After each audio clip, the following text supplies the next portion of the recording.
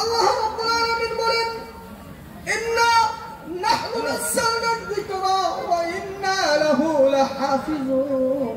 আল্লাহ রাব্বুল আলামিন বলতেছেন আমি আল্লাহ রাব্বুল আলামিন কোরআনে কারীমকে নাযিল করেছি এবং এই কোরআনে কারীমকে হিফাজত করার মালিক হলাম আমি আল্লাহ। কোরআনকে হিফাজত করার মালিক কে?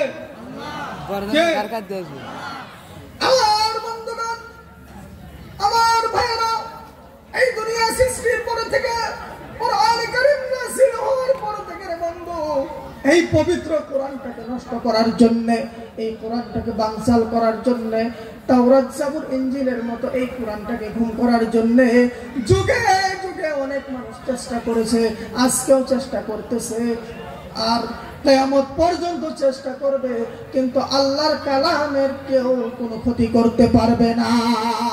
পারবে?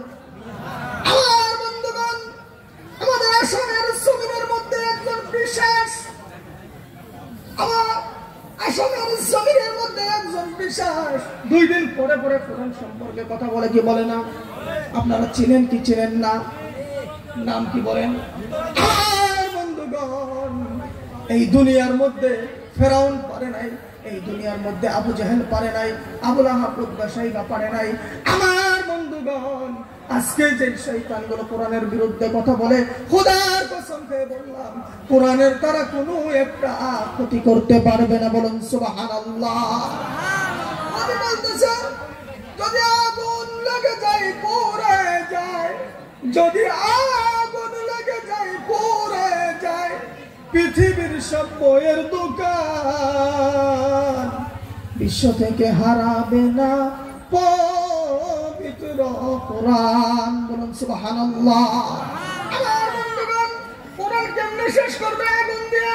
কোরআন কেমনে শেষ করবে? ডিলিট করে। বন্ধু, এই যে সিনার মধ্যে যে কোরআনটা রয়েছে, এই কোরআন কোনো কম্পিউটারে ধরা পড়ে না, এই কোরআন কোনো জায়গার মধ্যে দেখা যায় না। আর বন্ধুগণ, দুনিয়ার সব কোরআন আপনি পড়াইয়া দিলেন, দুনিয়ার সব কোরআন আপনি ধ্বংস করে দিলেন, কিন্তু সিনার মধ্যে আল্লাহ তাআলা 8 বছর 7 বছর 10 বছরের বাচ্চাদের সিনার মধ্যে আল্লাহ যে কোরআনে কারীমকে ঢুকিয়ে দিয়েছিল বন্ধু, সেই কোরআনকে ধ্বংস করার মতো এই পৃথিবীর মধ্যে কোনো অপশক্তি নেই। কথা ঠিক না বেঠিক? আমার বন্ধুগণ, এটা মাদ্রাসার মাহফিল। আমার ভাইরা, আজকে এই মাদ্রাসার মধ্যে যারা নাকি তালিম হাসিল করতেছে, আল্লাহর নবী বলেন মান ক্বারাআল কুরআনা ফাস্তাযহারাহু ফাহাল্লা হালালাহু ওয়া হাররামা হারামাহু আদখালাহুল্লাহুল জান্নাহ। আমার বন্ধুগণ, এই আল্লাহ রাব্বুল আলামিন কোরআনের হালালটাকে যারা হালাল মানবে, হারামটাকে যারা হারাম মানবে, আমার বন্ধুগণ, আল্লাহর নবী বলতেছেন তারা জান্নাতের মধ্যে চলে যাবে।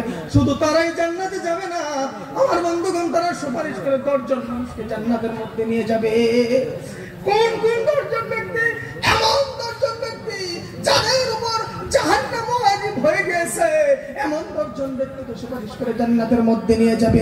আমার বন্ধুগণ, আমার ভাইরা, এই জায়গার মধ্যে আমরা যারা বসে আছি, আমরা যারা মাদ্রাসার মধ্যে অনুদান দেই, আমরা যারা মাদ্রাসার মধ্যে সহায় করি রে বন্ধু, আমরা মাদ্রাসাটাকে যারা সুদৃষ্টিতে দেখি, ভালো নজর দিয়ে দেখি, 1 টাকা হলো মাদ্রাসার মধ্যে দেই। আমার বন্ধুগণ, এই মাদ্রাসার ছাত্ররা যখন জান্নাতের মধ্যে যাবে, আল্লাহ রাব্বুল আলামিন এই ছাত্রদের ওসিলা করে এই মাদ্রাসার মধ্যে যারা দান করবে, এই মাদ্রাসার মধ্যে যারা ভালো নজর দিয়ে দেখবে রে বন্ধু, এই মাদ্রাসার ছাত্রদেরকে যারা ভালোভাবে মহব্বত করবে, আমার আল্লাহ রাব্বুল আলামিন ওই ব্যক্তিদেরকেও জান্নাতের মধ্যে প্রবেশ করাইয়া দিবে।